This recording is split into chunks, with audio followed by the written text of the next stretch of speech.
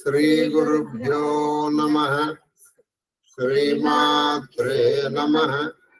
శ్రీ మహాగణాధిపతయే నమః. శ్రీ విష్ణు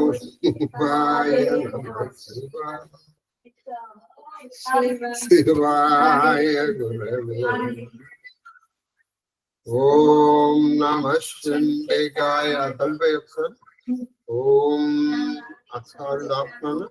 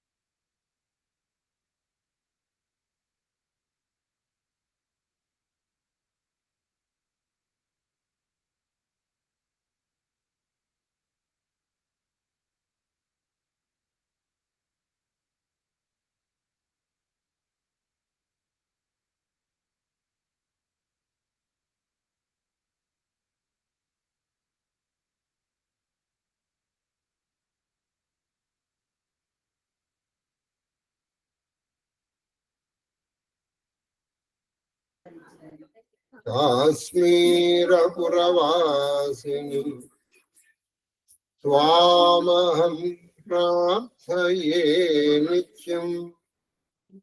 విద్యాదాం చ దేహి మే.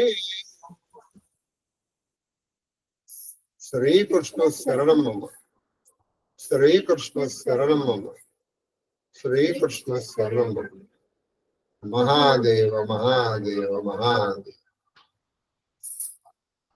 శ్రీ అక్కడ కాదు, అక్కడ కాదు, శ్రీ మన ఇష్టాగోష్ఠిగా సాగుతున్నటువంటి ప్రవచన ప్రవాహ త్రిపదగామినిలో 189వ రోజు ప్రవచనము. ఇవాళ నుంచి నత్కీరోపాఖ్యానము, నత్కీరుడి కథ ఇక్కడి నుంచి మనం ప్రారంభమవుతున్నాం. అసలు కాళహస్తీశ్వర మహత్యము ఎందుకు ప్రారంభించామో ఆ కథ అండి. కానీ చాలా చక్కటి కథ, చాలా చక్కటి కథ. మనం ఎలా ఉండాలి, ఎలా ఉండకూడదు అనేటువంటి 2 విషయాలు తెలిపేటువంటి కథ. కానీ కథ మథురా నగరం, అంటే మథుర అంటే కృష్ణుడు పుట్టిన మధుర కాదు, ఇది మధురై. మధురై అనేది అనిపిస్తుంది. అక్కడ పుట్టాడు ఒక మహానుభావుడు, ఒక మహాకవి. ఆయనే నత్కీరుడు. ఆ నత్కీరుడి కంటే ముందర ఈ ఆ మధురా నగరాన్ని వర్ణించారు కవి. అయితే ఈ సీసపద్యం మనకి 3-4 రోజులు పడుతుంది చెప్పుకోవడానికి. కాబట్టి మనం ఈ సీసపద్యం చెప్పుకోబోయే ముందర మనం ఏం చేయాలంటే, ఈ సీసపద్యం చెప్పుకోబోయే ముందర మనం 2 పనులు చేయాలి. ముందర మొత్తం పద్యం అంతా చెప్తాను నేను. మొత్తం అంతా పద్యం అంతా చెప్పేసి ఆ తర్వాత నేను మొదటి వాక్యమునకు మాత్రమే అర్థం చెప్తాను.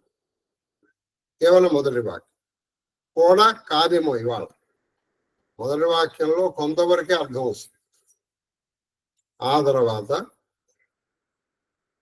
మనము ఈ మధుర మీనాక్షి గురించి కొన్ని గ్రంథములో లేని విషయాలను కూడా మనం తెలుసుకుందాం. అవి ఏమిటంటే, ఒకటి, ఈ మధురా నగరం చాలా గొప్ప నగరం. అసలు దీనికంటే ముందర మీకు ఒక కథ చెప్తాను. కథ కాదు, ఇది హ్యాపెండ్. మీరు ఎప్పుడన్నా మధుర వెళ్తే చూడొచ్చు. ఇది బ్రిటిష్ కాలంలో జరిగింది. బ్రిటిష్ కాలంలో ఆ బ్రిటిష్ ఆఫీషియల్ ఒక అతను మధుర మీనాక్షి గుడికి అటువైపు అతను ఆఫీస్ ఉండేది, ఇటువైపు అతను ఫీల్డ్ వర్క్. ఆయన ఏం చేసేవాడు పాపం, being a Britisher and being a Christian, ఆయన అక్కడ వరకు వచ్చి ఇది గుడి, ఇక గుడి అటు వెళ్తూ ఉండగా ఏం చేసామంటే చెప్పులు 2 తీసుకుని ఆ చెప్పులు చేతితో పట్టుకుని గుడి దాటిన తర్వాత మళ్ళీ చెప్పులు వేసుకొని వెళ్ళిపోతుంటారు. అంటే ఆ చెప్పులు వేసుకోకూడదన్న ఇది ఉండేది. అని వెళ్ళాడు, ఇలా జరుగుతుంది. ఒక రోజు ఆయన ఆఫీసులో కూర్చున్నాడు.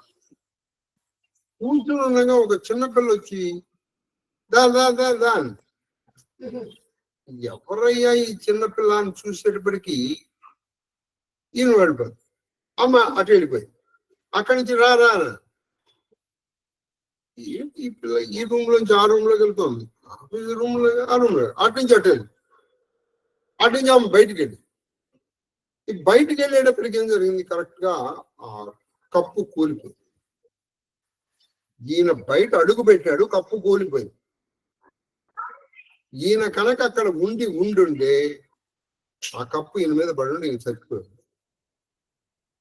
దానికి గుర్తుగా ఆయన వెండి పాదుకలు బంగారపు దాపడం చేసిన మధుర మీనాక్షి గుడిలో పెట్టాడు. అది ఇప్పటికి కూడా మీరు వెళ్ళి చూడొచ్చు. అక్కడ మనం మేము వెళ్ళినప్పుడు చూసాం.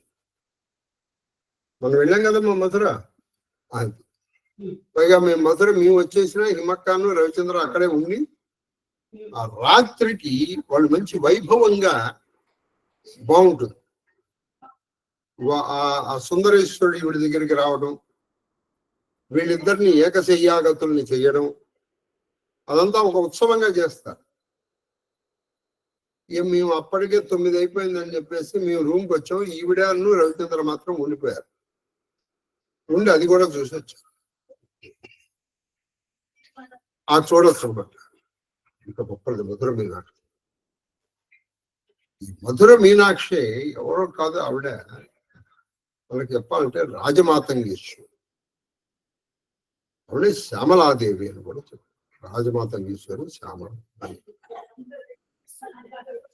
ఈవిడ ప్రతాప రూపిణి కూడా. అక్కడ ఉన్నటువంటి శివుడి పేరు సుందరేశ్వరుడు. ఈ పట్టణం పేరు మథుర. ఇక్కడి నుంచే మన మహానుభావుడు అరుణాచల శివుడిని ధ్యానం చేసిన రమణ మహర్షి బయలుదేరి వెళ్ళారు.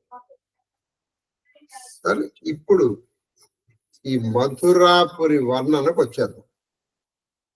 నిన్నటి రోజున ఆయన అడిగారు, అయ్యా మీరు ఇంతమందికి మోక్షం ఇచ్చారు, సాలెపురికి ఇచ్చారు, ఏనుగుకి ఇచ్చారు, పాముకి ఇచ్చారు, చెంచుకి ఇచ్చారు, శివద్విజుడికి ఇచ్చారు, ఇంతమందికి ఇచ్చారు కదా, తర్వాత ఎవరు మోక్షం పొందారు అంటే ఇప్పుడు కథ చెప్పారు.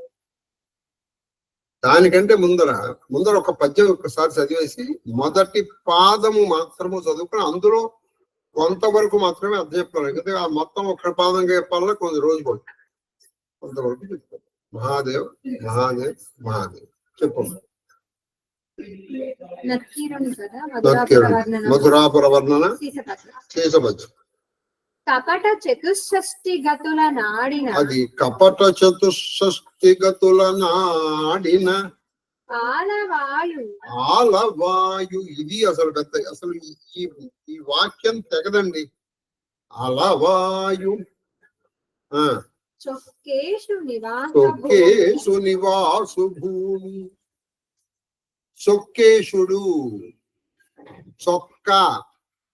చొక్కారావు, చొక్కేశుడు అంటే అందమైన వాడు అని సముద్రంలో అర్థం.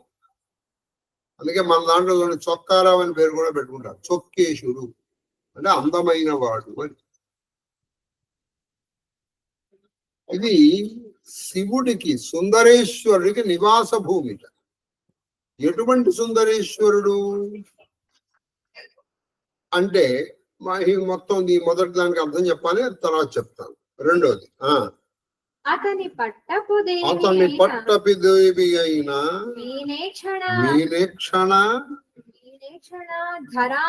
మీనేక్షణాధరాతనూభవకు ప్రధాన గృహం. అతని అంటే ఈ చొక్కేశుడి పట్టపురాణి అయినటువంటి మీనాక్షి అని పేరు కలిగిన ఆ పార్వతీదేవి, అట్టమన్న పార్వతీదేవి మీనాక్షి. ఆవిడెవరయ్యా? పర్వతరాజతనూభవ, పర్వతరాజపుత్రి. ఈ పర్వతరాజపుత్రి ఆవిడ పుడుతూనే ఈ అవతారంలో 3 స్తన్యములతో పుట్టింది. అప్పుడు చెప్పారు, అప్పుడు నిన్ను యుద్ధంలో ఎవరు ప్రతిఘటించి నిన్ను ఓడించగలుగుతారో అప్పుడు నీది మూడోది పోతుంది. అప్పుడు ఆవిడ యుద్ధం చేయడం ప్రారంభించింది. అందరూ ఆవిడ చేతిలో ఓడిపోయారు. ఈ సుందరేశ్వరుడి చేతిలో ఆవిడ పరాభవం. అప్పుడు ఈ ఆవిడ వరించింది. కాబట్టి అది వీరభూమి. అక్కడే శంకరాచార్యులు వారు ఆ యంత్రాన్ని పునఃప్రతిష్ఠించి ఆవిడని శాంతపరిచారు. లేకపోతే అప్పటి వరకు ఆవిడ విరుచుకు తినేది. మీనాక్షి సుందరేశ్వరుడు సాయంకాలం అయ్యేటప్పటికి చాటి పేసేవాడు, ఎవరు వెళ్ళకూడదు. పాండ్య దేశంలో ఉంది. కాబట్టి ఆ పర్వతరాజతనూభవ అయినటువంటి ఆ పార్వతీదేవి యొక్క ప్రధాన గృహం, ముఖ్య గృహం. ఇంకోటి ద్రవిడ భాషాపీఠకల పీఠతల సంఘ పలకంబు కంఘపీఠ పలకంబు గల కనకాబ్జ పుష్కరిణికి ఇరువు. పుష్కరిణి మనం మామూలుగా పుష్కరిణి, కోనేరు అంటూ ఉంటాం. అసలు దేన్ని పుష్కరిణి అనాలి అది మీకు అది చెప్తాను తర్వాత. నెక్స్ట్ నేను ఏది ఎగ్గొట్టను, అన్ని చెప్తాను. అయితే కొంచెం నాకు టైం ఇవ్వాలి. దక్షిణాంబుది తామ్రపర్ణి నది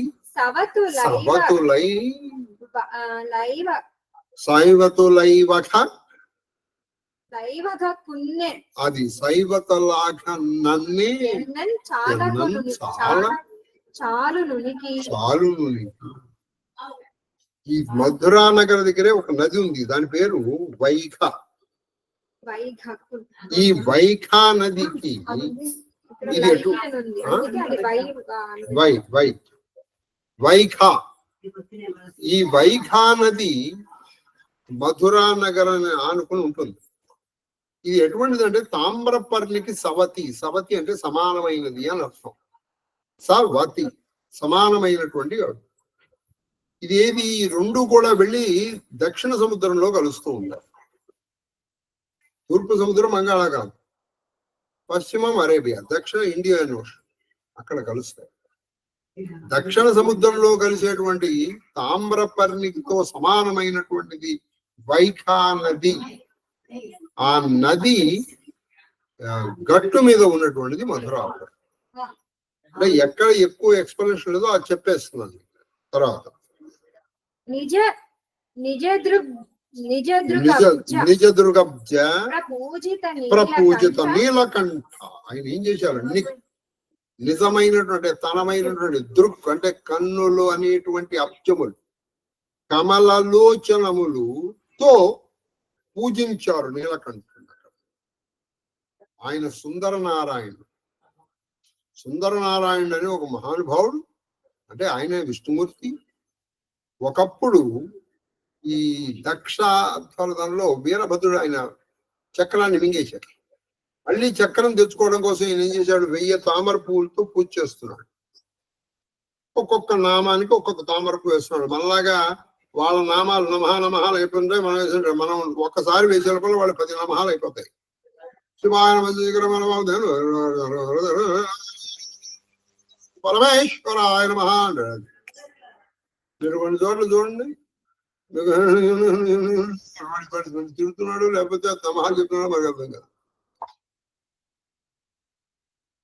చక్కగా ఒక్కొక్క నామానికి కనీసం ఒక ఒక ఒక ఫ్రాక్షన్ ఆఫ్ సెకండ్ గ్యాప్ ఇవ్వాలి.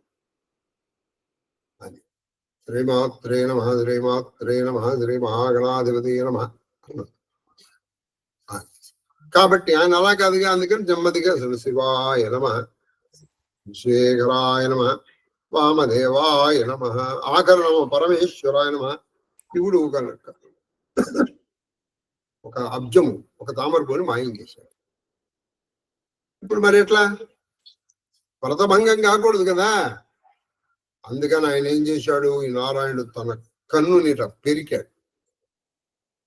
అప్పుడు శివుడు ఈయనకి ఒక చక్రం ఇచ్చాడు, అదే సుదర్శనం, మంచి చూపు కలిగినది సుదర్శనం. అప్పటి నుంచి ఈయనకి నిజంగానే కమలం. కాబట్టి నారాయణుడి చేత పూజింపబడినటువంటి నీలకంఠుడు ఇక్కడ సుందరుడు. తర్వాత కూడలడగియ అళగియ వైకుంఠ కుంఠితాఖ నిఖిల సంపత్ పరంపరా నిహత కింపచాన తాపంబు మధుర అని పేరు కలుపు. ఇది కూడా చాలా ఎక్స్ప్లెనేషన్ ఉంది, అందుకని మీకు చెప్పట్లేదు. ఇప్పుడు మొదటి దానికి వద్దాం, మొదటి వాక్యం. ఈ మొదటి వాక్యానికి వెనక నుంచి వద్దాం. మొదటి వాక్యం చెప్పుకుందాం విన్న, ఇందులో కొంత చెప్పుకుందాం, మిగతాది రేపు మీకు గుర్తుంటుంది. చెప్పండి. కపట చతుష్షష్టిగతులు 64 లీలలు చూపించాడు అక్కడ సుందరేశ్వరుడు. ఇది ఒక పెద్ద కథ అండి. 64 లీలలు చూపించాడు. ఎవరు? సుందరేశ్వరుడు. ఎక్కడ? మధురా నగరం, ఈ మధురైలో. అలా 64 లీలల్ని చూపించినటువంటి మధురా నగరము. మరి మధురాన్ని నీకు ఎక్కడ చెప్పాడయా? నీకు ఎవరు చెప్పారు? చివరి వరకు లేదు కదా అంటే ఇప్పుడు ఏం చెప్తున్నాడు, ఏమంటే చెప్పండమ్మా. ఆలవాయు చొక్కేసు నివాస భూమి. అలవాయు వాలవాయు ఇక్కడ చెప్తున్నారు. ఈ అలవాయు గురించి ఏం చెప్పారంటే అండి, ఈ మధురా నగరికి ఎల్లలు కావాల్సి ఉంది. చదువమ్మా.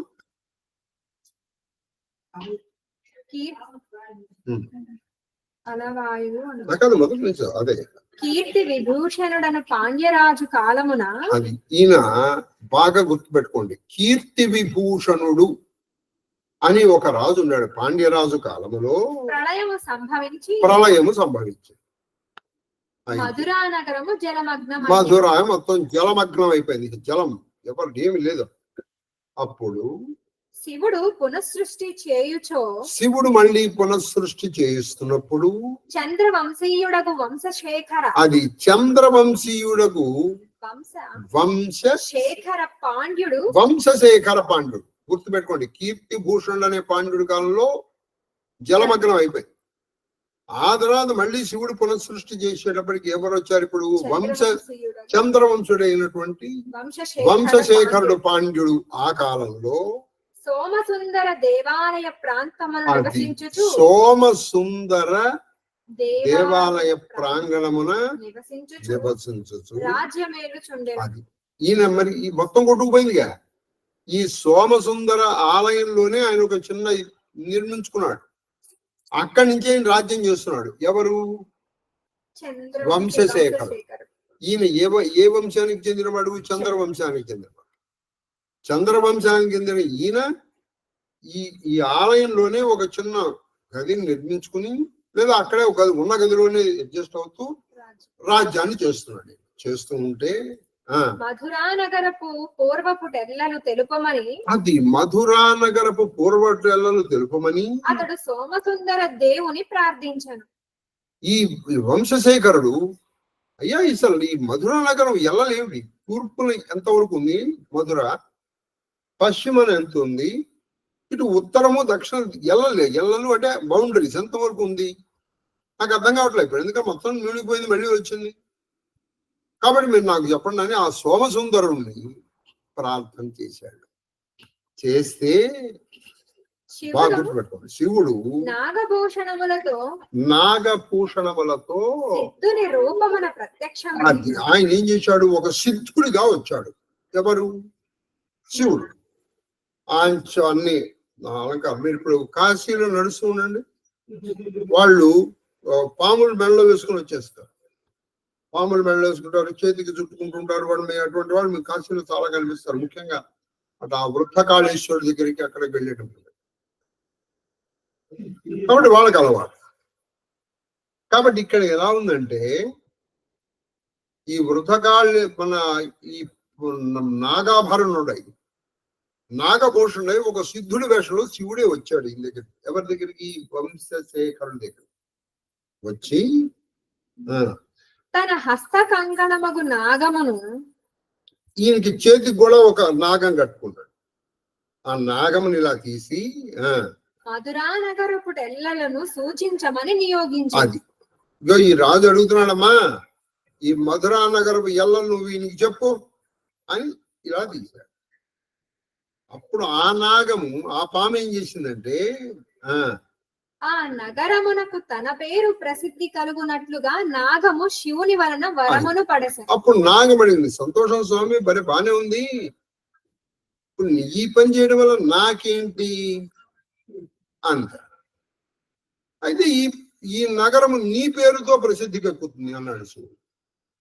సంతోషం, అయితే చేస్తానండి, అయితే చేస్తాను అంది. ఎవరు? ఈ నాగం. ఆ నాగము దక్షిణ దిక్కుగా పోయి ఆ ముందర నాగం ఏం చేసింది, దక్షిణ దిక్కు వైపు వెళ్ళి తన శరీరమును నగరపు టెల్లల మీదుగా పోవునట్లు పెంచి అది ఏం చేసింది, ముందర దక్షిణ దిక్కుగా వెళ్ళింది. అప్పటి వరకు అది చేతి కంకణం ఇంతే ఉంది. అక్కడ ఒక చోట ఆగి ఓ శరీరాన్ని పెంచింది ఇటు చుట్టుపక్కల. ఎంత పెంచిందంటే ఇటు దక్షిణ దిక్కుగా ఇలా ముఖం పెట్టుకున్నటువంటి ఇది ఇలా, ఇప్పుడు మీరు బాగా మీకు దిక్కులు తెలుసు కదండి, మీరేం దిక్కు లేని వారు కాదు కదా, దిక్కు తెలిసిన వాళ్ళే కదా, దిక్కున్న వాళ్ళే కదా.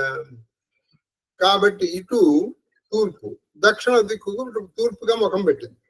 అంటే ఇప్పుడు ఈ తోక ఎటువైపు ఉంటుంది, పడమరకు. పడమరకు వచ్చి పడమర నుంచి ఎటు నుంచి వచ్చింది, పశ్చిమానికి వచ్చాయి. పశ్చిమము నుంచి ఎటు వెళ్ళింది, ఉత్తరానికి వచ్చాయి. ఉత్తరము నుంచి ఇటు మళ్ళీ తూర్పుకి వచ్చింది. తూర్పుకి వచ్చి మళ్ళీ ఇటు చివరికి దక్షిణం ముఖంలోకి వచ్చింది. ఈ ముఖములో తోక పెట్టింది. మీకు అర్థమై ఉంటుంది కదా సార్, ఈ ముఖం ఇలా పెట్టింది కదా, ఈ తోకని ఇలా ఇలా ఇలా ఇలా మొత్తం దక్షిణం మొత్తము, ఇటు ఉత్తరం పశ్చిమం మొత్తం, ఉత్తరం మొత్తం, పశ్చిమ మొత్తం పెట్టి తోకని తన నోట్లో పెట్టుకుంది. అది ఇది అంతగా పెంచింది అన్నారు. పెంచింది కాబట్టి తన శరీరము నగరపు పోవునట్లు పెంచి నోటితో తోక కరుచుకొని అది నోటితో తోక కరచుకొని ఎల్లలను ప్రదర్శించింది. నాగము పేరు మధురకు ఆలవాయి అను పేరు కలిగి అది అందువల్ల అలము అంటే విషం, అలము అంటే విషం, వాయి అంటే నోరు, ఇది తమిళ మాట, అందుకే వాయుముడు అంటే నోరు మొయ్యాలి. అలవాయి అంటే విషము నోటి యందు కలది, విషము నోటి యందు కలది అలవాయి. ఇలా అలవాయి అయింది. కాబట్టి అలవాయి అని పేరు కలిగిన అలవాయి అని పేరు. అలవాయి అనే పేరు ఎందుకు వచ్చిందండి? అలము అంటే విషం, వాయి అంటే నో. నోరు. అలవాయి అంటే విషము నోటి ఎందు కలది. అందుకని మరి మధుర అని మన పేరు ఎందుకు వచ్చింది? విషం చాలా తీయగా ఉంటుందండి. మీకు ఇది గుర్తుపెట్టుకోండి. మనం సబ్బా గట్టిగా విషం అండి అంట. విషం కాదు, విషం చాలా తీయగా ఉంటుంది.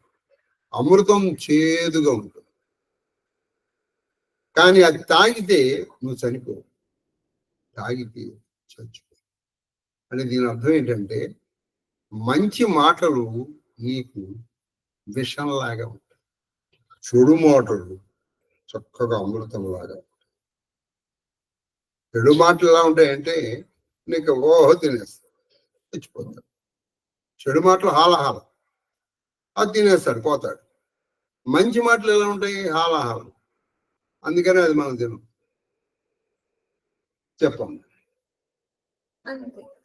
కాబట్టి అలావాయి అని చెప్పారు. అయితే ఇక్కడ వ్యాకరణ పండితులు దీన్ని ఒప్పుకోరు. ఎందుకు ఒప్పుకోరంటే చదువు ఇంకా ఉంది. చొక్కేశుడు.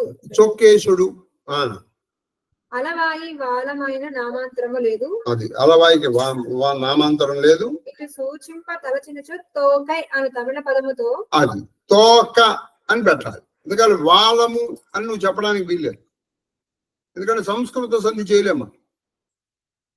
తోకై అని తోక అంటే తోక అను తమిళ పదంతో పదకల్పన చేయబడును గాని సంస్కృతముకు వాల శబ్దంతో చేయలేము. తర్వాత తిరువాలై. తిరువాలై వాలవాయి అను రూపము చూడండి.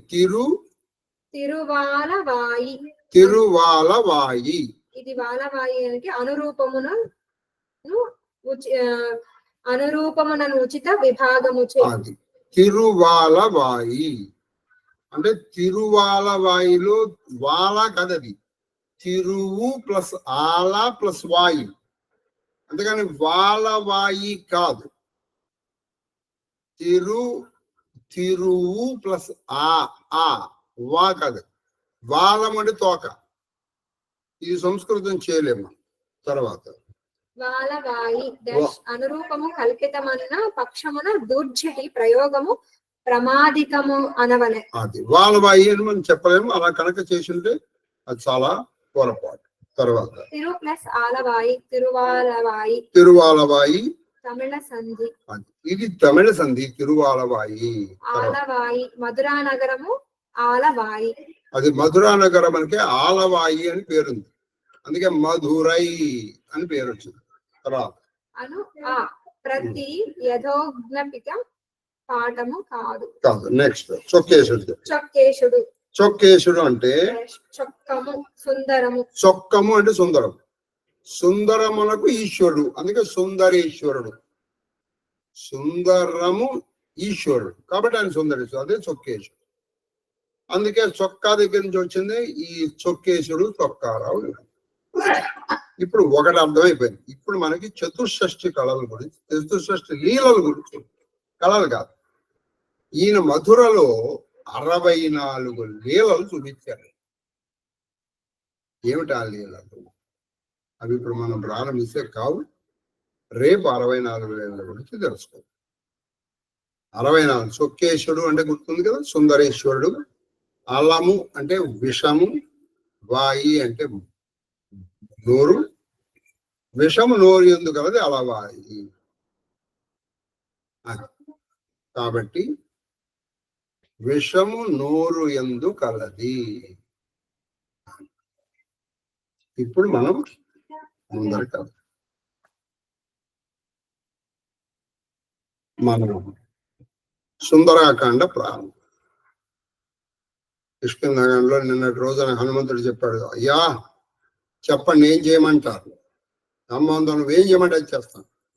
వెళ్ళిపోకుండా ఆ త్రికూట పర్వతంని సమూలంగా పెకలించి రావణాసుడితో సహా ఇక్కడికి తీసుకొచ్చామంటావా? లేదు అమ్ముతున్నా, అంత పని చేయగిన సీత ఎక్కడుందో మాత్రమే తెలుసుకునిరా, మిగతా పని రాముడు చేస్తాను నేను. అది మన పని కాదు, అది గుర్తుపెట్టు. మన పని కాంతి మనం సమర్పణమైనప్పటికీ మనం చేయకూడదు. ఇక్కడ చాలా ఉన్నాయండి తెలుసుకోవాల్సింది.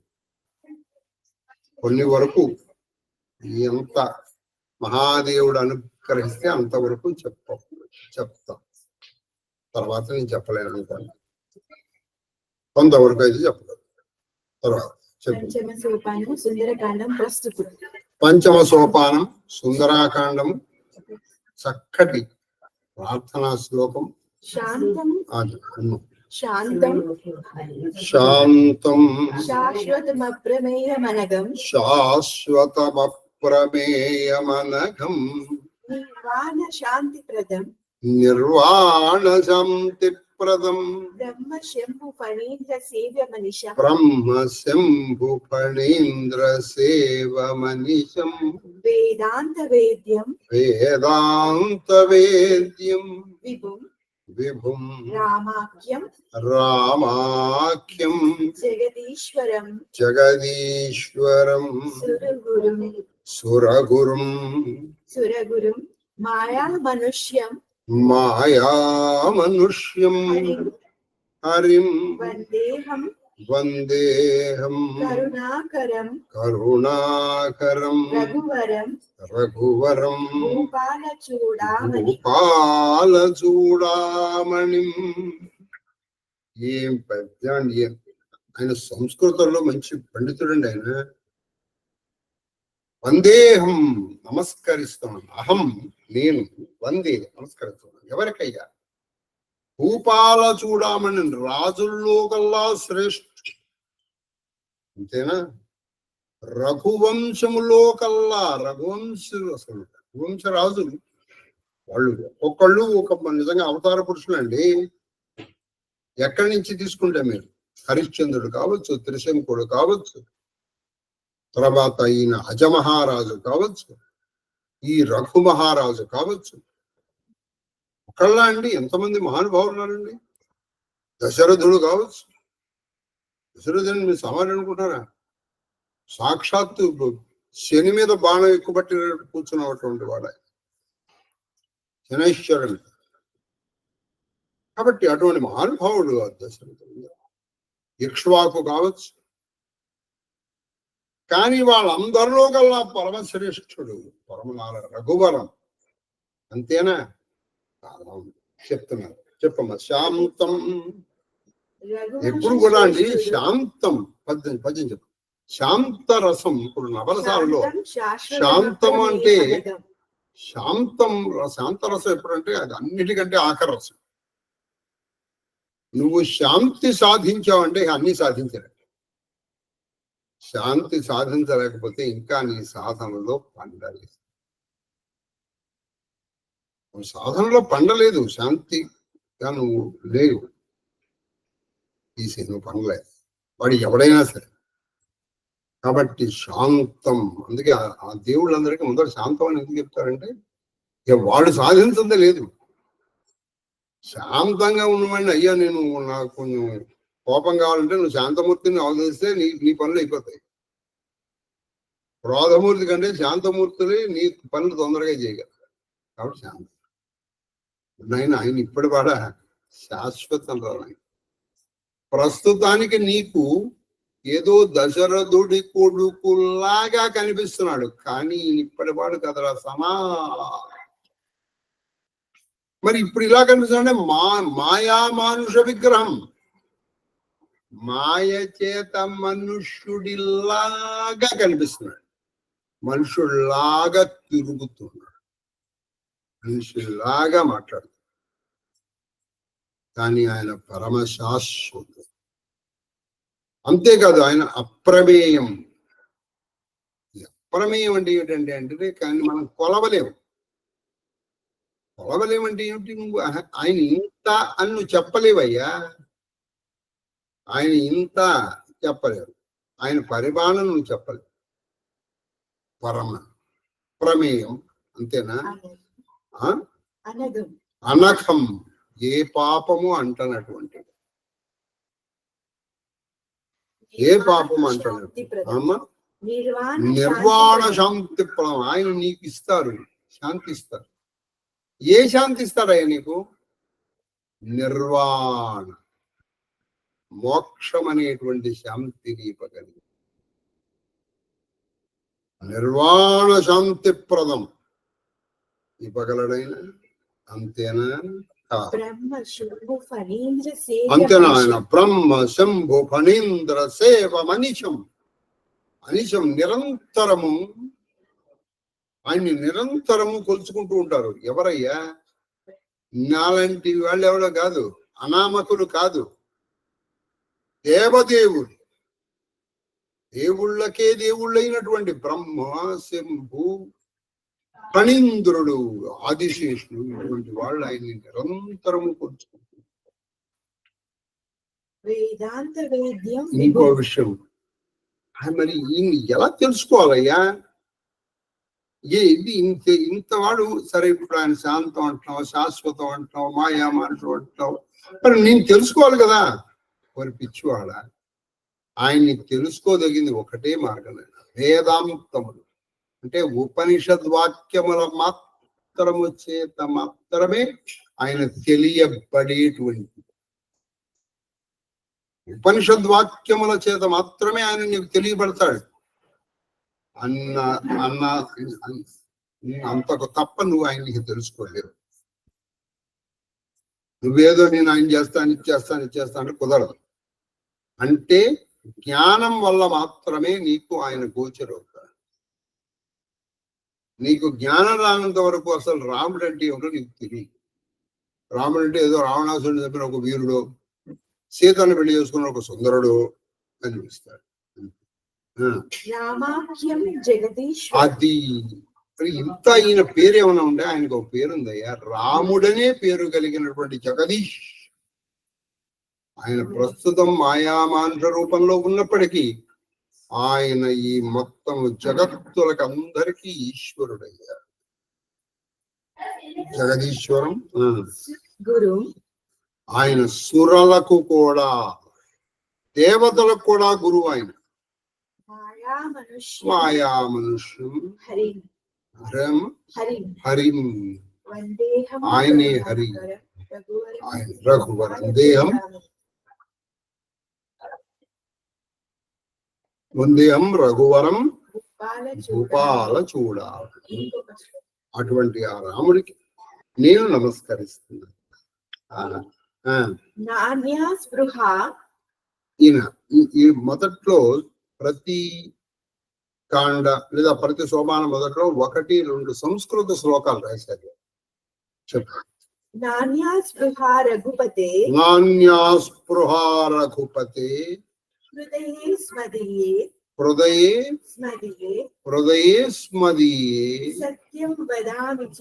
సత్యం వదామి చ భవానాఖిలాంతరాత్మ భక్తిం ప్రయచ్చ రఘుపుంగవా నిర్భరాం మే కామారిదోషరహితం కురు మానసంచ. చక్కని శ్లోకానికి చెప్పు. నాన్యాస్పృహ రఘుపతి, ఓ రఘుపతి, నాన్యాస్పృహ అంటే నీవు తప్ప చెప్పము. నీవు సర్వాత్మ స్వరూపుడవు, నాకు నీ ప్రగాఢ భక్తిని అనుగ్రహింపు. అది నాకు ఎటువంటి భక్తిని అనుగ్రహించావు? నాణ్య స్పృహ అంటే నాకు ఈ అన్యమైన స్పృహ ఉండకూడదు. నేను కన్ను తెరిచినా కన్ను మూసినా మాట్లాడినా ఏ పని చేసినా నాకు రఘుపతి యందు మాత్రమే ధ్యానం కలగాలి. అది నా మనసు ఏం చేస్తావు? కామాది వికారములు లేక అంటే కామ క్రోధ లోభ మద మోహ మాత్సర్యముల నుంచి నన్ను దూరం చేసుకో. ఓ రఘువీరా, నేను నిజం చెప్తున్నాను. మించి నాకు మనోరథం, నాకు ఇంకో కోరిక లేదు. అది నిజంగా ఆ కోరిక ఉంటే ఈ శ్లోకం చదువు. కామాది వికారముల నుంచి నన్ను దూరం చేయి. ఇంకా నాకు ఏ కోరిక లేదు. నాకు ఇది కావాలను అది కావాలను లేదు. చెప్పండి. నాణ్య స్పృహ రఘుపతే హృదయే స్మరే హృదయే స్మదీయే సత్యం వదామి చ సత్యం వదామి. నేను నిజం చెప్తున్నాను స్వామి, నేను నిజం చెప్తున్నాను. ఊరికే ఏదో ప్రార్థనా శ్లోకంగా చెప్పట్లేదు. ఇది సత్యం వదామి చ భవానాఖిలాంతరాత్మ భవానాఖిలాంతరాత్ భక్తిం ప్రయచ్చ భక్తిం ప్రయచ్చ. నాకు అటువంటి భక్తిని ప్రయచ్చ ఇవ్వు స్వామి. రఘుపుంగవ నిర్భరాం పొంగవ నిర్భరామి కామాది దోషరహితం కురు మానసం కురు మానసం. నా మనస్సుని నా మనస్సుని అతులిత బలధామం హేమ శైలాభదేహం. అది ఇప్పుడు హనుమంతుడి గురించి ప్రార్థన.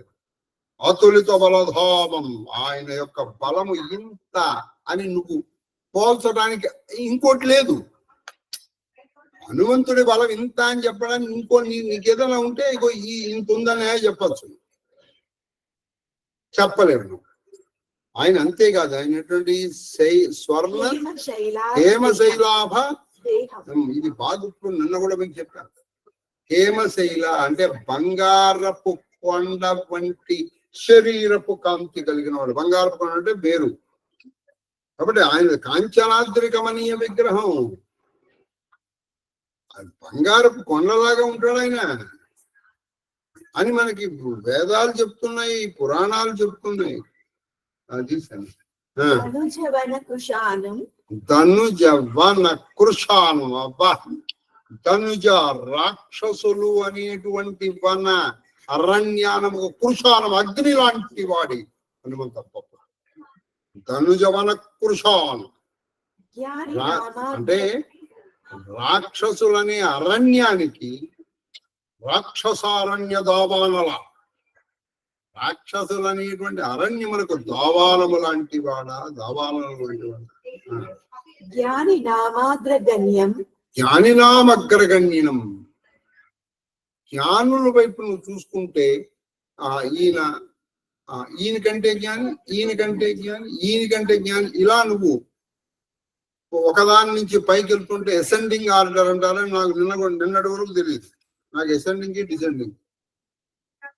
కాబట్టి ఇలా పైకి వెళ్తుంటే ఆఖరణ ఎవరుంటారయ్యా అంటే హనుమంతుడు.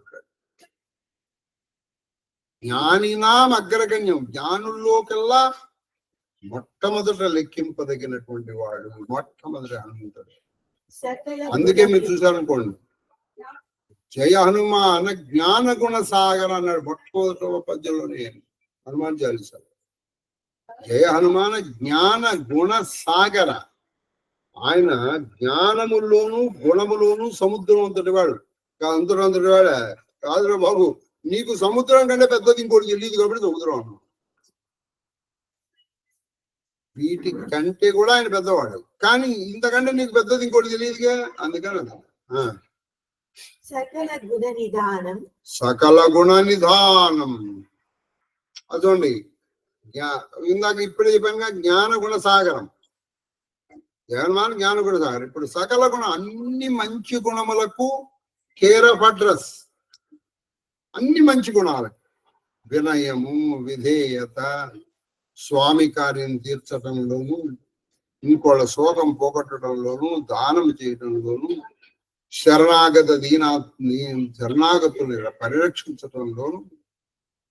ఒకటేంటే ఇలా మంచి గుణాలు నువ్వు చెప్పుకుంటూ పోయావు అనుకో, ఆ వాటన్నిటికీ ఆయన సముద్రం. వానరాణామధీశం, వానరులందరికీ రాజు. రాజు అంటే ఇక్కడ ఏంటంటే బాగా గుర్తుపెట్టుకోండి, సుగ్రీవుడు కదా. అంటే సుగ్రీవుడు కూడా ఒక విధమైన హనుమత్ భక్తుడే.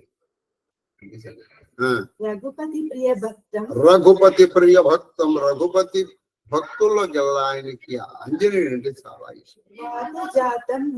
వాతజాతం. వాత అంటే వాయుదేవుడు. ఆ వాయుదేవుడి కొడుకు అయినటువంటి ఆంజనేయుడికి, ఆ హనుమంతుడికి నమస్కారం. మారుతి సముద్రమును లంఘించుట. ఈ 3 శ్లోకాలు ఈయన సంస్కృతంలోనే రాశారు. ఇదిగో ఈయన ఇక లంఘిస్తున్నాడు. ఏది శతయోజన విస్తీర్ణమైనటువంటి దీన్ని ఎలా దాటి అంటే ఒక గోష్పదీకృత వారాసి, గోష్పదీకృత వారాసి. గోష్పది అంటే ఒక ఆవు పాదం ఇలా అలా పెట్టినట్టు అలా. जामवंत के वचन सुहाए, అది చౌపాయి. జాంబవంత కే వచన సుహాయి, सुनि हनुमंता हृदय अति बाए, సుని హనుమంత అతి హృదయ बाए భాయి. तब लगी मोही, తబ్ లగి మోహి पर क्यों तुम ही बाई, पर केव तुम ही तुम भाई. सही दुख कंद मूल सखी फलदाई, दुख कंद मूल फलदाई खाई खाई. जब लगी आवो, जब लगी आवो सीत ही देखी, सीत ही देखी, हो ही काजू, को ही काजू, मोहि हर्ष विशेष, मोहि हर्ष विशेष. यहाँ कही नाई, जहाँ कही नाई, सबन ही कहु माता, सब नहीं कहु माता. चले वो हर्षी हिय दरी, चलो हर्ष ही हिय दरी रघुनाथ, ये धरि रघुनाथ. सिंधु तीर एक, सिंधु तीर एक, भूधर सुंदर, भूधर सुंदर, कौतुक कूदी, कौतुक कूदी, कूदी, चढ़े उता ऊपर, चरवता ऊपर. बार बार रघुवीर सवारी, भार भार रघुवीर सुधारी. तरक्यु पवन तनया, तरक वो पवन तनया, बल भारी, बल भारी. जय गिरि चरण, जह गिरिचरण, तेहि हनुमंता, तेहि हनुमंता. चले वो सोगा, चले वो सोघा, पाताल तुरंता, पाताल तुरंत. जिन अमोघ रघुपति, जिन अमोघ रघुपति करबाना, करभाना. यही बाती चले हनुमाना, यही बात चले हनुमान. जलनिधि रघुपति दूत विचारी, जल जलनिधि जलनिधि रघुपति दूत विचारी, जलनिधि रघुपति द्रुत विचारी. तई महीना को होई श्रम हारी, तई महीनाకు होई శ్రమ హారి. శ్రమహారి. జాంబవంతుని మనోప్రవచనములు హనుమంతుని హృదయమునకు మిక్కిలి ఆహ్లాదకరములాయి. అది ఆ జాంబవంతుడి మాటలు ఆయనకి మనసుకి బాగా నాటుకున్నాయి, ఆహ్లాదించాయి. అప్పుడు అతడు పలికెను, అప్పుడు హనుమంతుడు ఏమన్నాడు? మీరు దుఃఖములను సహించుచు కందమూల ఫలములను భుజించుచు నాకై నిరీక్షించుచుండు. అది మీరు దుఃఖాన్ని కొన్నాళ్ళు భరించండి, ఈ కందమూలు భరిస్తూ నాకై నిరీక్షించండి, నేను వస్తాను. నేను సీతాదేవిని చూసి తిరిగి రాగలను. అది నేను సీతాదేవిని చూసి తప్పక తిరిగి రాగలను. కార్యము తప్పక సఫలము కాగలదు. అది కార్యము తప్పక సఫలం కాగలదు. ఎలా అంటే నేను నాకు మిక్కిలి సంతోషంగా ఉంటుంది, నాకు చాలా సంతోషంగా ఉంది. ఈ విధముగా పలికి అందరికీ ఈ నమస్కరించి విధంగా పలికి అందరికీ నమస్కరించి మనసున మనసుని శ్రీరామచంద్రుని ధ్యానించి ఆంజనేయుడు ఆంజనేయుడు ప్రసన్న చిత్తుడై బయలుదేరినాడు. ఒక మాట చెప్పాడు, కానీ అక్కడ ఈయన నడిచాడు, ఆ గడ్డిని తొక్కాడు, దేహాన్ని పెంచాడు, ఇలా తండ్రి దేవుడికి అందరికి నమస్కరించుకున్నాడు. విచిత్రం ఏంటంటే రాముణ్ణి మర్చిపోలే, కానీ ఎలా చెప్పా అంటే యథా రాఘవ నిర్ముక్త శరా, రాముడు వదిలిపెట్టిన బాణములాగా నేను వెళ్తాను. ఇదిగో నేను లంకకి వెళ్తాను, అక్కడ సీత కనపడకపోతే అక్కడి నుంచి నేను స్వర్గానికి వెళ్తాను, అక్కడ కూడా సీత కనపడకపోతే మళ్ళీ తిరిగి లంకకు వస్తాను. ఆ 10 పురుగుల 10 తలలు కలిగిన పురుగు అయినటువంటి రావణాసురుడు మట్టు పెట్టి లంకని తీసుకుని వస్తాను, మీరేం కంగారు పడకండి, నేను వస్తాను అని చెప్పి ఈయన వేసేటప్పటికి చాలా వేసి చెప్తాడు. అది పెద్ద సర్కల్ చెప్పారు. ఈయన అసలు వెళ్ళటం, అక్కడ ఉన్నటువంటి పువ్వులన్నీ ఈయన మీద పడ్డాయి. పడేటప్పటికి ఎలా ఉన్నాడు, ఒక ఈయన పుష్పగిరి లాగా ఉన్నాడు, ఒక పువ్వుల కొండ, ఆ పువ్వులన్నీ ఈయన మీద పడ్డాయి. ఇందులో కూడా చాలా సాధన రహస్యాలు ఉన్నాయి. ఇవి ఒక్కొక్క శ్లోకంగా ఒక్కొక్క సమయంగా నేర్చుకోవాల్సినటువంటి విషయం. మహాదేవ్ సముద్ర తీరమున ఒక సుందర పర్వతం కలదు. అది ఇలా ఈయన కొంత దూరం వెళ్ళేటప్పటికి సముద్రంలో ఒక పర్వతం ఉంది. ఆ పర్వతము పేరు మైనాకుడు. ఈ మైనాకుడు ఎవరు? హిమవత్ పర్వతం ఉంది కదా, ఆయన కొడుకు. మరి ఈయన ఎందుకు వచ్చి ఇక్కడ సముద్రంలో ఉన్నాడంటే ఒకప్పుడు ఇంద్రుడు రెక్కలన్నిటినీ నరికేశాడు మొత్తం పర్వతాలు. ఈ మైనాకుడు ఎగురుతూ ఎగురుతూ వచ్చి సముద్రంలో పడ్డాడు కావాలని ఇంద్రుడి బారి నుంచి రక్షించుకోవడానికి. అయితే ఈ పడటంలో ఎక్కడ పడ్డాడు? కరెక్ట్ గా అక్కడ ఒక బెలం ఉంది. ఆ బెలం ద్వారానే రాక్షసులు వస్తూ ఉండేవాడు. ఆ బెలం ద్వారా రాక్షసులు వచ్చి ఈ దేవతల మీద దండెత్తు చేస్తుంది. ఆ బెలానికి అడ్డంగా పడ్డాడు కాబట్టి వాడు పైకి రాలేదు. పోనీలే అలా ఉన్నాడు కదా అని ఇంద్రుడు వదిలేసి అప్పటి నుంచి మైనాకుడు పైకి రాలా. ఎందుకంటే పైకి వచ్చామని ఇంద్రుడు తన రెక్కల్ని ఎక్కడ ఖండిస్తాడు అని. కానీ ఇక్కడ అనేకమైనటువంటి కథలు జరిగినాయి. అంటే ఒక్కొక్క రామాయణంలో ఒక్కొక్క విధంగా. ఈయన వచ్చిన వాడు ఎవరు? స్వయంగా శంకరుడు. ఆ మైనాకుడు ఎవరు? హిమవత్ పర్వతం యొక్క కొడుకు. అంటే వస్తున్నది ఎవరు? బావగారు కదండి. పార్వతి తమ్ముడు అయినప్పుడు ఈయన బావగారు కాదు. కాబట్టి బావగారిని గౌరవించాల్సిన బాధ్యత బావమరిది మీద లేదు అని చెప్పారు. అంతేకాకుండా కొంతమంది చెప్పారు, నాయన నువ్వు వెళ్ళి ఆయనకి ఆతిథ్యం కానీ వెళ్ళిచ్చా. ఈయన ఏం చేశాడంటే ఆ పర్వతం నుంచి ముందర సముద్రం నుంచి పైకి వచ్చాడు. వాళ్ళిద్దరి మధ్య కూడా ఆ వాదన చాలా బాగుంటుంది. హనుమంతుడు ఏమనుకున్నాడంటే ముందర రామాయణంలో ఉన్న చెప్తాడు. ఏమనుకున్నాడు? తన మార్గాన్ని నిరోధించడానికి ఎవరో అడ్డుపడుతున్నాడు అనుకుంటాడు. అందుకని వెళ్ళి రొమ్ముతో ఇలా కొట్టాడు. పర్వతం ఇలా కదిలిపోయింది.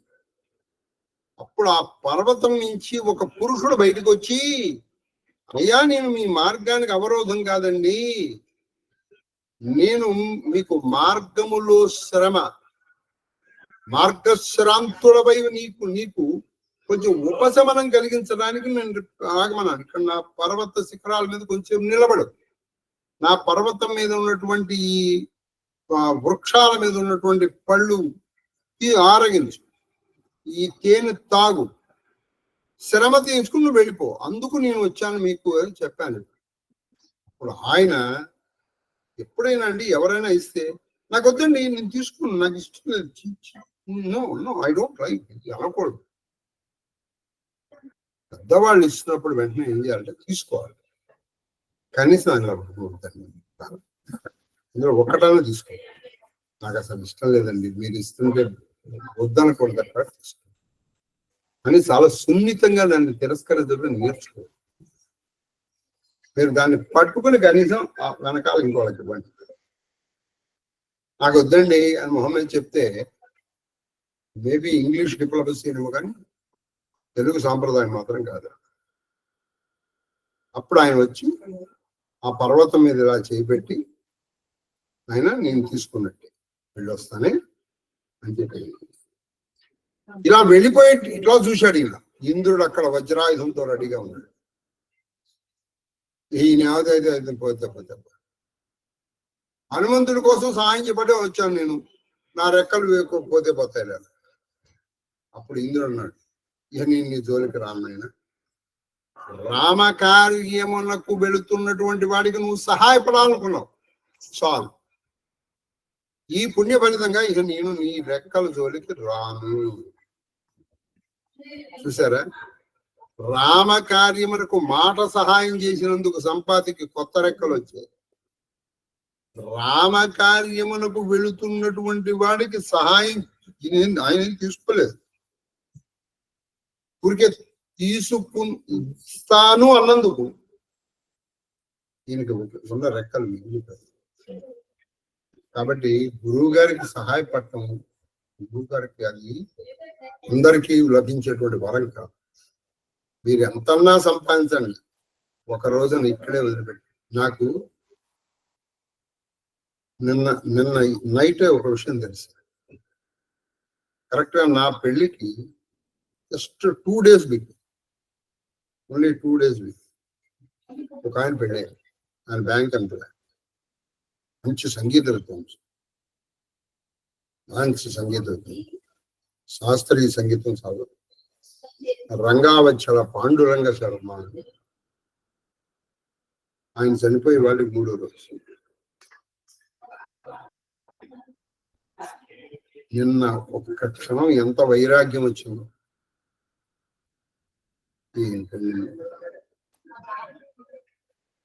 ఏం మిగులుతుంది? ఒక్క క్షణం ఆగిందో అయిపోయింది. రేపటికి 2.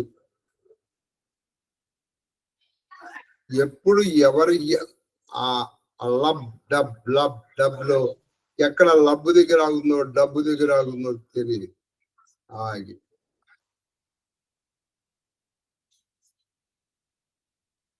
ఆగి దానికోసం ఈ కక్షలు, కార్పణ్యాలు, తెప్పి పొడుపులు, వ్యంగ్యములు, ఆ తిన్నదనము లేదుగా మనకి. తిన్నదనం ఉంటే మన కన్నప్ప కాగలదు కదా. ఈ తిన్నదనం ఉందే మన. ఇది కంటిన్యూ చేస్తాం. అయితే నన్ను కలుసుకోవడానికి ఒక వ్యక్తి వచ్చాడు. నేను వెళ్ళి ఒక్క 5 నిమిషాలు నాకు దయచేసి ప్లీజ్. అంతరాయములకు నన్ను క్షమించాలి. ఒక 5 నిమిషాలు. సరేనమ్మా.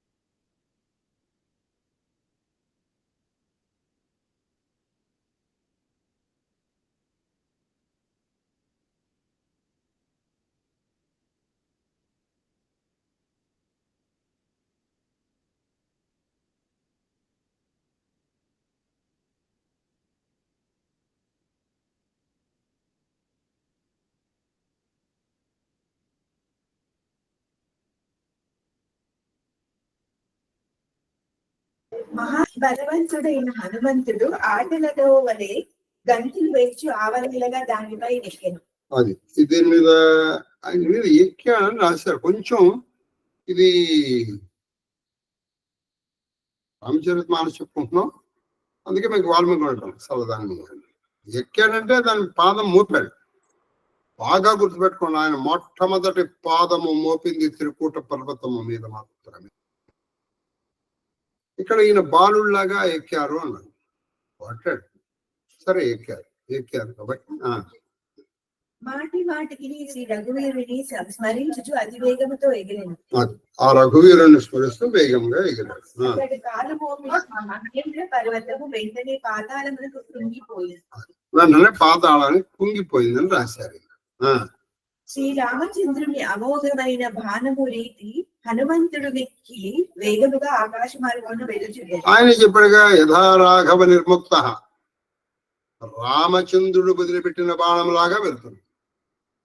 చాలా వేగంగా వెళ్ళాడు. అయితే ఆ మైనాకుడికి ఈయనకి తెలియదు. మీకు చెప్పాను, నేనా కథని సంక్షిప్తం చేశారు, వర్ణని విస్తారం చేశారు. సముద్రుడు ఆయన రామదూతగా ఎదిగి మైనాక పర్వతంతో పలికెను. సముద్రుడు ఆయన్ని రామదూతగా సముద్రుడు చెప్పాడు, నాయన ఈ మైనాకుడికి చెప్పాడు. ఇది రామాయణంలో కూడా ఉంది. ఈయన ఎలా తెలుసా, ఎవరో తెలుసా? ఆయన ఇనకుల పర్వతం అంటే నీకు బంధువు. ఆయన మనకు బంధువు. ఆయన రాముడి కార్యం మీద వెళ్తున్నాడు కాబట్టి నువ్వు ఆయన్ని సేవించుకోవాలి. మైనాక పర్వతంతో పలికెను. మైనాక నీవు అతని శ్రమను తొలగించు. దోహా హనుమాన్ తెహి పరసా హనుమాన్ తెహి పరసా కర పున్హి ప్రణామ రామ కాజు కిన్హే విను మోహి కహా విశ్రామ. హనుమంతుడు ఆ మైనాక పర్వతుడు చేతితో తాకి నమస్కరించి, సోదరా రామచంద్రుని కార్యం పూర్తి కానిదే నాకు విశ్రాంతి. నాకు శ్రీరామచంద్రుని కార్యం అప్పుడు కానీ నాకు విశ్రాంతి లేదు. కాబట్టి నువ్వు అది కార్యదక్షత అంటే అది చెప్పారు గురుగారు. కానీ నాకు నిద్ర వచ్చింది, ఏం చేయమంటారు? ఏం చేస్తామండి? ఇప్పుడు కార్యాతురాన్న సుఖం అని చెప్తాడు. సంగా మనకి దాని మీద ఇది ఉంది అనుకోండి, సుఖం ఉండదు, నిద్ర రాదు. ఆ రెండు వస్తున్నాయంటే నీకు దాని మీద ఇంట్రెస్ట్. ఇంకోటి ఏంటో చెప్పు. ఇంకొక చౌపాయి. జాత పవన సుత దేవన్ హా దేగా. జాత పవన సుత దేవన్ హా దేగా. జాత జాత పవన సుత దేవన్ హా దేగా. జాత పవన సుత దేవన్ హా దేత అంటే ఇక్కడ సురభి మాతని దేవతలే పంపించారని వాల్మీకి రామాయణం. మరి ఇక్కడ ఎలా ఉందో చూద్దాం. जाने कहू बल बुद्धि विशेष सुरसा नाम अहिन्हा कई माता मत इन्हीं आई कही तेहि भाता आदु सुरन्हा मोही दीन आहारा सुनत वचन पवन कुमार राम काज करी फिर मैं आवो सीता कई सुधी प्रभु ही सुनावो तब वदन बैठऊ आई आई सत्य कहू मोही जानन दे माई कवन हो जतन जेहि नहीं जाना रस सिना मोही कहवो हनुमाना जो जन बरते ही वदन पसारा कपितनु कीन्हा दुगुण विस्तारा सोरह जेजन मुखते ही तयवु సురత్ పవన సుత్ 32 భయవు సురత్ పవన సుత్ 32 భయవు 32 భయవు జస జస సురసా బదన బడావా జస్ జస్ జస్ సురసా బడావా बदन बढ़ावा तास दूना कपि रूप दिखावा सत जो जनते ही आनन कीन अति लख रूप पवन सुतलीन बदन भैटी बाहर आवा मागा विधान ताहि सुरनावा मोही सुरनहा जहिलागी पटावा బుద్ధి బలపరము తోరమై పావ. ఇక్కడ సురస ఎవరంటే నాగమాత. ఈవిడ పార్వతీదేవి యొక్క అవతారం. ఈవిని దేవతలే ప్రేరేపించారు ఈయన యొక్క బుద్ధి బలం తెలుసుకోవడం కోసం. వీరి బుద్ధి బలం తెలుసుకోవడం చాలా మంచి పని చేశాము. శభాష్, జీతేరో బేటే జీతేరో. కాబట్టి మన వాళ్ళకి ఎలా ఉంటుందంటే అమ్మా, ఏమన్నా జరగదు, నా మాటలు నాకు పైగా అందులో నేను నా శ్రోతల్నే నేను రక్షించుకోలేకపోతున్నాను. కాబట్టి ఇక్కడ ఎలా జరుగుతుందంటే ఆవిడని పంపించారు. ఈయన బుద్ధి బలం తెలుసుకున్నాం. ఆవిడ వచ్చి ఎలా బ్రహ్మాండమైన దేహం వేసుకుని ఇంత నోరు వేసుకుంటారు. నాయనా, ఇటువైపు వచ్చిన వాళ్ళందరూ నాకు ఆహారమే. నా నోట్ విషయం బాగా గుర్తుపెట్టి, నా నోట్లోకి వెళ్లాల్సిందే లేదు చెప్పాడు. ఇక్కడ సుందరాకాండ వాల్మీకి రామాయణ గొప్పదనం ఏంటంటే, కౌసల్య కోసల దేశం అనేటువంటి అయోధ్య అనేటువంటి దేశం ఉంది. ఆ దేశమునకు రాజు దశరథ మహారాజు, ఆయనకి 4 కొడుకులు. అందులో పెద్దవాడు రాముడు. ఆ రాముడు సీతాదేవిని పెళ్లి చేసుకున్నాడు. ఆ తండ్రి మాట నిలబడడం కోసం వీళ్ళు అడవులకు వెళ్ళారు. అడవులకు వెళ్ళి అక్కడి నుంచి పంచవటి చేరుతున్నారు. అక్కడ రావణాసుడు సీతమ్మని అపహరించాడు. ఆ అపహరించిన పరిస్థితుల్లో రాముడు వచ్చి సుగ్రీవుడితో మైత్రి చేశాడు. ఈయన వాళ్ళని సంహరించాడు. నేను సీతాదేవి అన్వేషణ కోసం నేను లంకకి వెళ్తున్నాను, కాబట్టి నాకు దారి.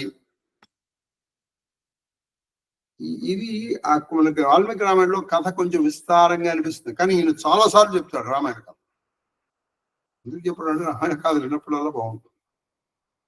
చెప్పేటప్పటికి, నాయన అవేవి నాకు తెలియదు, నువ్వు నా నోట్లోకి వెళ్ళాల్సింది, నాకు అది నా అనువరం అనేటప్పటికి ఏం చేశాడు, ఆవిడ నోరు ఇంత ఉంది కదా, ఈయన దేహం పెంచాడు. ఆవిడ నోరు పెంచాడు. ఈయన దేహం పెంచాడు. ఆవిడ నోరు పెంచాడు. ఈ రామాయణంలో అయితే ఆవిడ యోజనాలు లెక్క అయిపోయారు. ఆవిడ 10, ఈయన 20, ఆవిడ 40, ఈయన 60, ఈయన 80, ఆవిడ 100 యోజనాలు ఎప్పుడైతే పెంచావు, ఈయన వెంటనే ఒక చిన్న రూపం ధరించి ఆవిడ నోట్లోకి వెళ్ళి, ఇప్పుడు ఇంత నోరుని ఇలా ముయ్యాలిగా, ఈ మూసే లోపల ఇలా వెళ్ళి ఇలా వచ్చాడు. అమ్మ, నీ వరం ఏంటి? నీకు ఇచ్చిన వరం ఏంటి? నీ నోట్లోకి వెళ్ళాలి. నేను వెళ్ళాను, వచ్చాను, నన్ను వదిలేయమ్మా. ఇది ఎందుకు చేశారంటే దేవతలు, అంటే ఒక ఆయన మంచి క్యాలిక్యులేషన్ చేశారండి. ఈయన దాదాపు ఉదయానికి బయలుదేరాడు. అక్కడికి వెళ్ళేటప్పటికి సూర్యాస్తమయం అప్పుడే అవుతోంది, చంద్రోదయం అవుతుంది. ఈయన వెళ్ళి ఇక్కడ ఈ ముహూర్త కాలం అడ్డం లేకపోతే ఈయన అక్కడ దుర్ముహూర్తంలో అడుగు పెడతాడు. ఆ దుర్ముహూర్తంలో అడుగు పెట్టడం వాళ్ళకి ఇష్టం లేదు. దుర్ముహూర్తంలో అడుగు పెట్టడం వాళ్ళకి ఇష్టం లేదు దేవతలు. అందుకని ఈ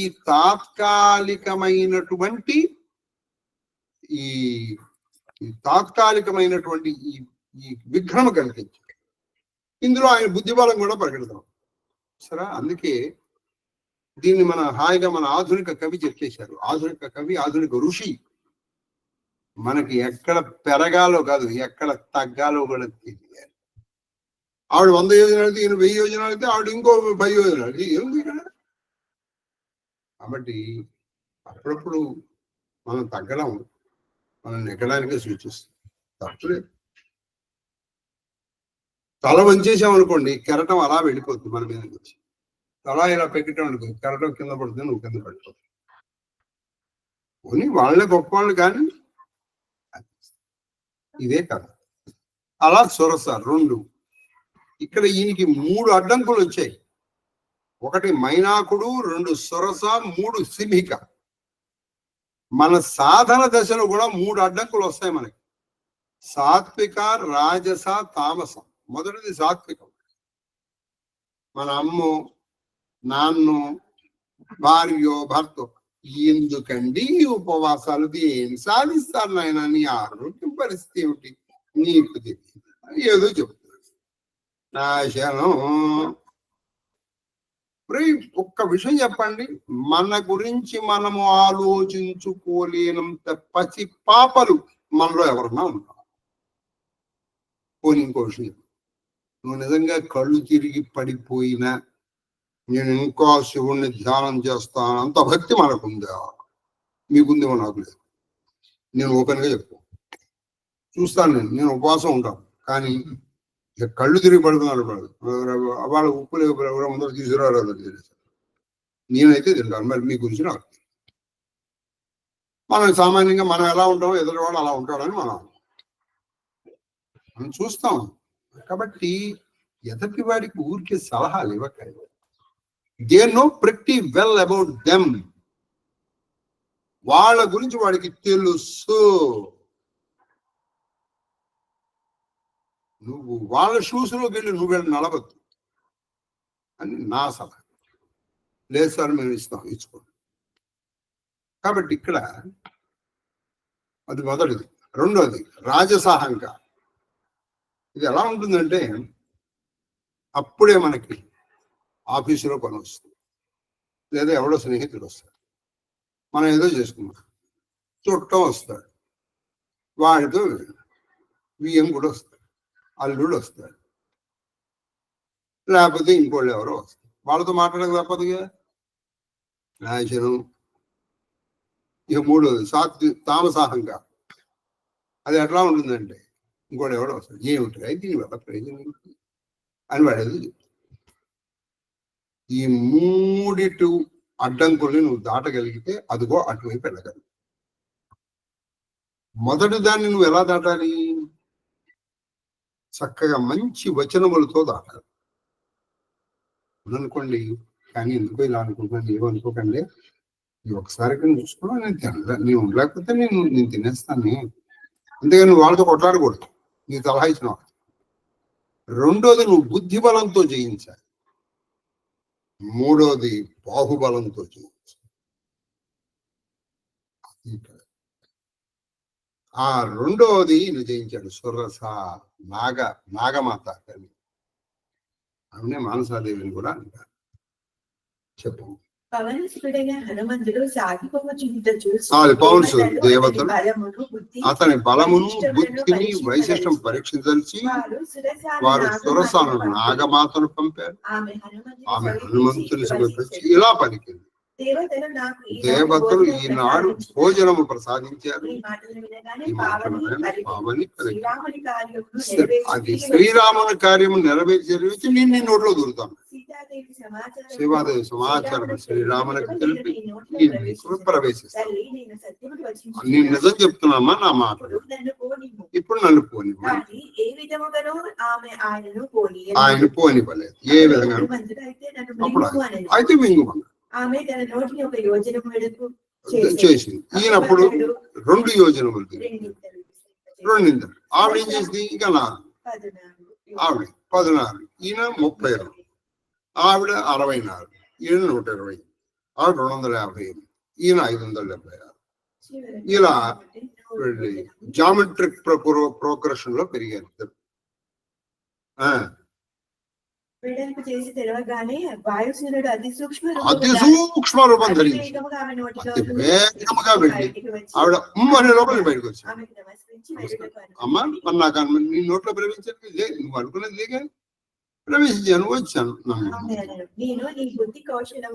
ఆయన నేను తింటాను రాదు, అది నీ బుద్ధి కౌశలతల గురించి పరీక్షించడానికి వచ్చాను. ఆయన దేవతలను పంపించారు.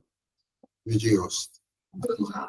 राम काज सब करे हो, राम काज सब करे हो, तुम्हारा बुद्धि निधान आशीष देहि गई सो हर्ष चलो हनुमान నీవు శ్రీరామచంద్రుని పనులన్నిటినీ నెరవేర్చదవు. అది నీవు శ్రీరాముని పనులన్నిటినీ చేస్తావు. నువ్వు బుద్ధి బలమునకి పెన్నిది. ఇట్లా ఆశీర్వదించి నివాసమునకు మనల్ని హనుమంతుడు ప్రసన్నించు ముందుకు సాగి. రేపు ఈయన మూడోది సున్ని. ఈయన 3 జోపాయిల్లో రాశాడు. నివేదన పెడదామమ్మా. ఉన్నాయా అమ్మా?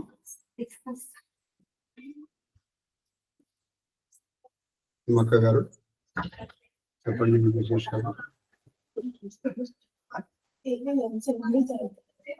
చందు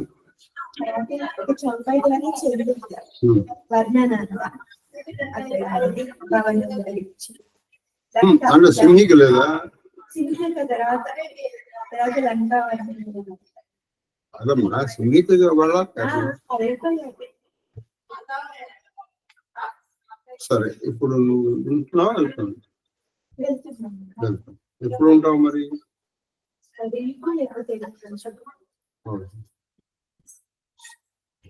అయితే నువ్వు ఒక చిన్న పని చేసి పెడతావు. నేను నీకు ఒకటి ఇస్తాను, సుభాష్ ఇచ్చొస్తా. రేపు వచ్చేటప్పుడు తీసుకో. సరేండి. ఎంత స్టాండ్ ఉంది కదా, మనం ఇచ్చారు కదా, అది పొడుగు అయిపోయి ఇలా ఉండుతుంది కొంచెం. అయితే మరి సుభాష్ ఇంకొంచెం ఆయన కూడా తక్కువ ఉంటే మంచిగా ఉంది. ఆయనెత్తుకున్నారు మరి ఇస్తారన్నారు కదా. అది కిందది ఇస్తే అమ్మవారికి చేయిస్తాను. సరేనా? లేదా మీరు ఇప్పుడు తీసుకొచ్చారా? తీసుకొచ్చి ఆయనకే ఇచ్చేయండి డైరెక్ట్ గా. ఆయన కొంచెం దాన్ని వెడల్పు చేసి కిందకి. కావాలి కొంచెం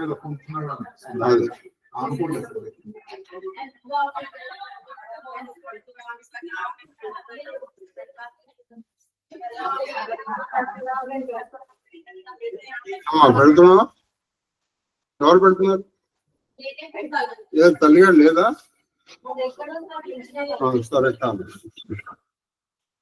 ధూపమా గ్రహాపయామి దీపం దర్శయామి ధూప దీపానంతరం శుద్ధ ఆచమనీయం సమర్పయామి నైవేద్యం నివేదయామి. ఓం భూర్భువస్వః సర్వజగతిం నిరూపాంతాం మాధ్యం విద్యాం చ ధీమహి బుద్ధిం యాన ప్రచోదయాత్. సత్యానందః జ్ఞానపరిణించామి. కాశీపురంతర్గత సర్వదేవీ దేవతా సమేత కాశీ విశ్వేశ్వర సర్వశ్రీ కాశీ భవరోగ హరీశ్వర స్వామినే నమో నమః. ఓం సీతా లక్ష్మణ భరత రామచంద్ర పరబ్రహ్మ హనుమత్ స్వామినే నమో నమః. ఓం ప్రాణాయ స్వాహ ఉపానాయ స్వాం యానాయ స్వాం యానాయ స్వాదానాయ స్వాం సమానాయ స్వాం బ్రహ్మణి స్వాహ. మధ్య దేవాని ఆజమనీయం సమర్పయాం మంగళ మహానీరాజన దీపం దర్శయామి నీరాజనానంతరం శుద్ధ.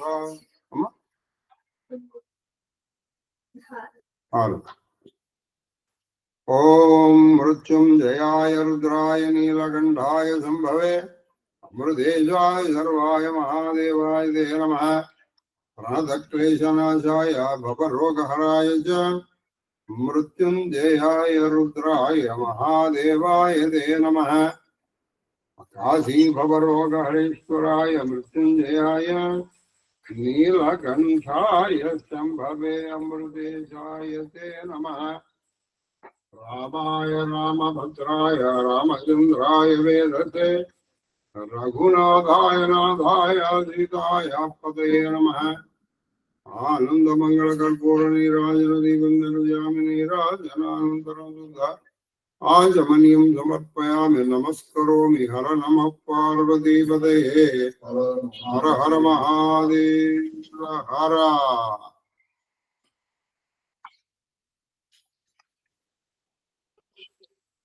ఆది గృహస్థ శేఖరుడవైన నిను భవతాపన క్షుదా వేదన కుదుప వేళగనుగొనగల్గే బ్రహ్మ విద్యోదన భిక్షనాదు హృదయం బనటి పాత్రమునందు పెట్టే